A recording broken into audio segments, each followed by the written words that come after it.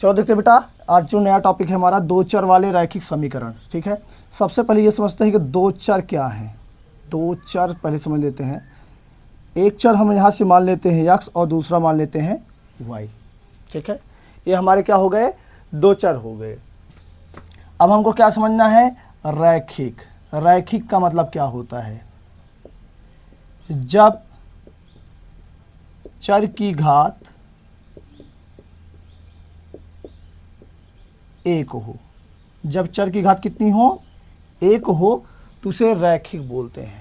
क्या बोलते हैं उसे, रैखिक बोलते हैं। अब यहाँ से एक इसको देखिए, यहाँ पे हम क्या राइट करते हैं आपको, 2x प्लस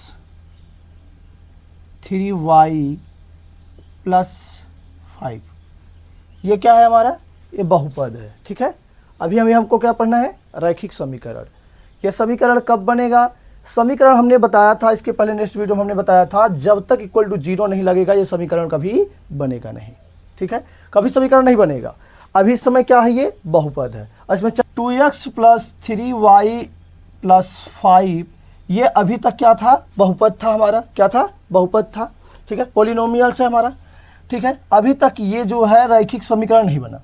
लेकिन अगर हम इसी को 2x plus 3y plus 5 equal to 0 कर दें तो ये हमारा क्या बन जाएगा, रैखिक समीकरण। क्या बन जाएगा, रैखिक समीकरण बन गया।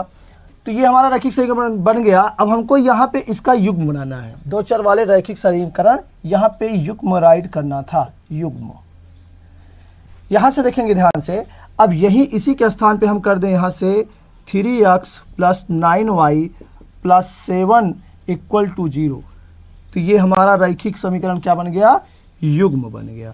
क्या बन गया, रैखिक समीकरण, रैखिक समीकरण युग्म। दो का जोड़ा। ठीक है, इसके पहले जब तक इक्वल टू 0 नहीं लगा रहेगा, ये आपका क्या रहेगा, बहुपद रहेगा, यानी कि व्यंजक रहेगा, केवल एक व्यंजक रहेगा। ठीक है, समीकरण नहीं बनेगा।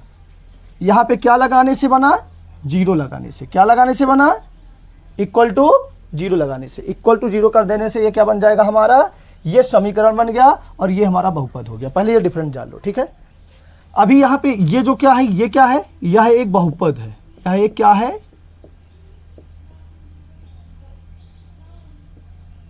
यह एक बहुपद है बेटा। और ये क्या है आपके रैखिक समीकरण।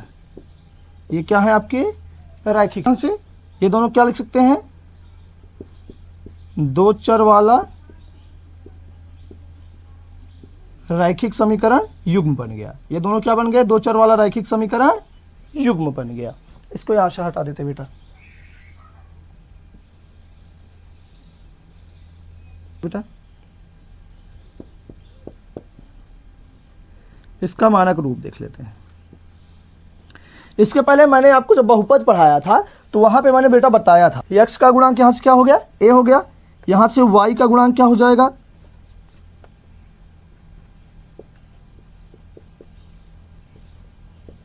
क्या हो जाएगा, b। और यहां पे c आपको क्या बताया गया था बेटा, आचार पद। आचार पद मीन्स कांस्टेंट आपका ना, गुणांक कॉफिशिएंट, x का कॉफिशिएंट और y का कॉफिशिएंट, a एंड b। ठीक है, और ये आपका अचर पद हो जाए। ये समझ में आया ना, दो चर x और y। ठीक है, रैखिक समीकरण समझ में आया, जब चर की घात कितनी हो, एक हो। ठीक है, ये अभी क्या है, बहुपद है। इक्वल टू जैसे ही 0 करेंगे ये क्या बन जाएगा, समीकरण बन जाएगा। ठीक है, दो समीकरण अगर यहाँ पे लिख दिए तो ये रैखिक समीकरण युग्म बन गया। इसी को क्या बोलते हैं, दो चर वाला रैखिक समीकरण युग्म। इसमें कोई दिक्कत नहीं। ठीक है, इसका मानक रूप क्या होता है, ax plus b y plus c equal to 0, जहां पे x का गुणांक क्या है a, y का गुणांक क्या है यहाँ पे b, और c क्या है हमारा अचर पद। ठीक है, क्लियर हो गया ना, इतना दिखाते हैं आपको।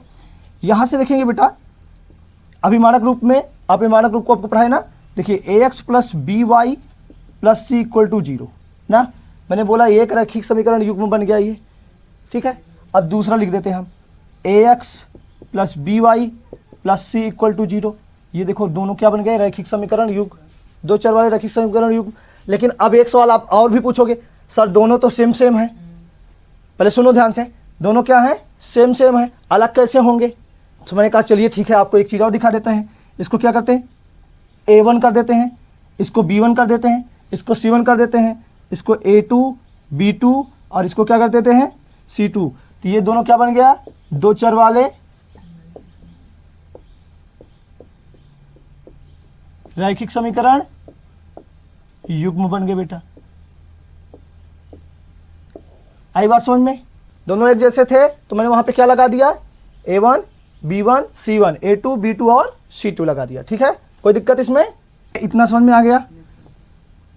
ठीक है, पहले सिंगल जब लिखे थे दो समझ में आया कि नहीं, ax plus b y plus equal to zero, ax plus b y plus equal to zero, दोनों सेम थे, दोनों रैखिक समीकरण थे। लेकिन डिफरेंस क्या है, A1 B1 C1 A2 B2 C2, एकदम स्टार्टिंग बता रहे हैं। अभी जहाँ पे हमको फार्मूला यूज करना होगा, सारणी बनाना होगा, वहाँ पे आपको बताएंगे। ठीक है, ये चीज़ हो गया।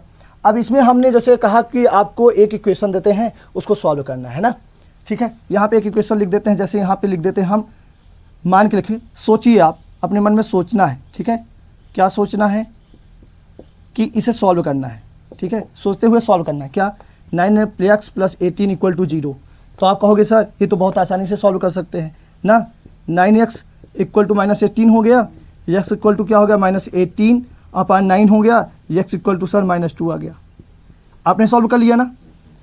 किस लिए सॉल्व कर लिया, क्योंकि एक चर वाला ये रैखिक समीकरण था। एक चर वाला क्या था, ये रैखिक समीकरण युग्म था। अब मैं आपसे कहूँ कि बेटा एक चर वाला रैखिक समीकरण ये क्या था, एक चर वाला रैखिक समीकरण युग्म था। सॉरी, एक चर वाला रैखिक समीकरण था, युग्म नहीं था। ठीक है, युग्म जोड़ा नहीं है ना इसका, एक चर वाला रैखिक समीकरण है, इसलिए हम क्या कर पाए, x की वैल्यू फाइंड कर पाए। तो आपके माइंड में क्या जाएगा कि सर अगर एक चर वाला रैखिक समीकरण युग्म है, हमने फाइंड कर लिया, तो दो चर वाला रैखिक समीकरण युग्म होगा तो क्या हम फाइंड कर पाएंगे? आइए देखते हैं।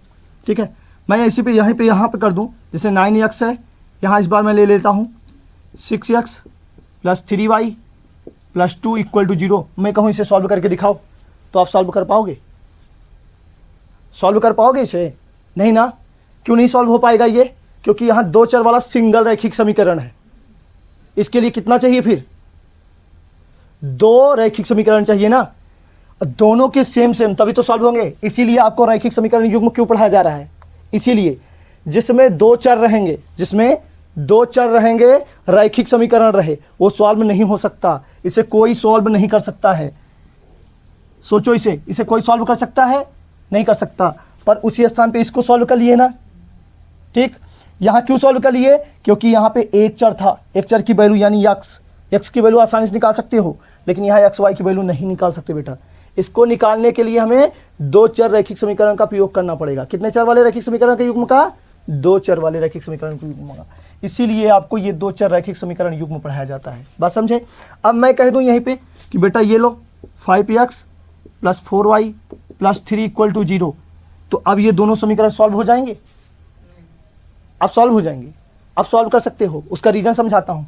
देखो 6x 5x सॉल्व हो जाएगा, 3y 4y सॉल्व हो जाएगा, 2 और 3 सॉल्व हो जाएगा कि नहीं हो जाएगा?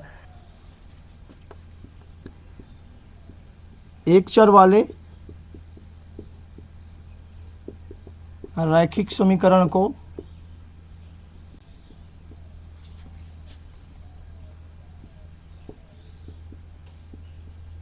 हल कर दिए,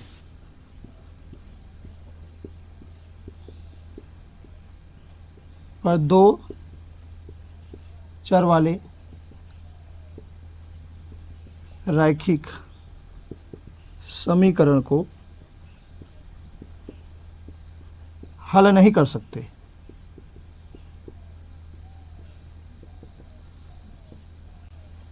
ठीक है, नहीं कर सकते। अब एक चर वाले रैखिक समीकरणों को हल कर दिए, लेकिन दो चर वाले रैखिक समीकरणों को हल नहीं कर सकते। तो समझो, दो यहां से क्या पॉइंट मिल जाएगा हमको,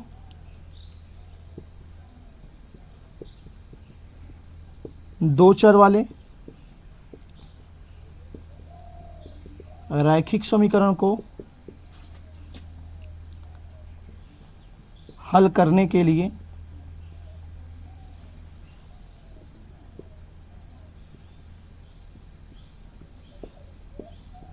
दो चर वाला रैखिक समीकरण चाहिए। ठीक है, इसीलिए इसका नाम क्या पड़ जाता है यहाँ पे, दो चर वाले रैखिक समीकरण युग्म। क्या पड़ जाता है नाम, दो चर वाले रैखिक समीकरण युग्म, इसीलिए इसका नाम पड़ जाता है बेटा। इसका नाम क्या, समीकरण को लिखना है बेटा, समीकरण को। ठीक है, हल करने के लिए दो चर वाला रैखिक समीकरण चाहिए, इसलिए इसका नाम क्या पड़ गया बेटा, दो चर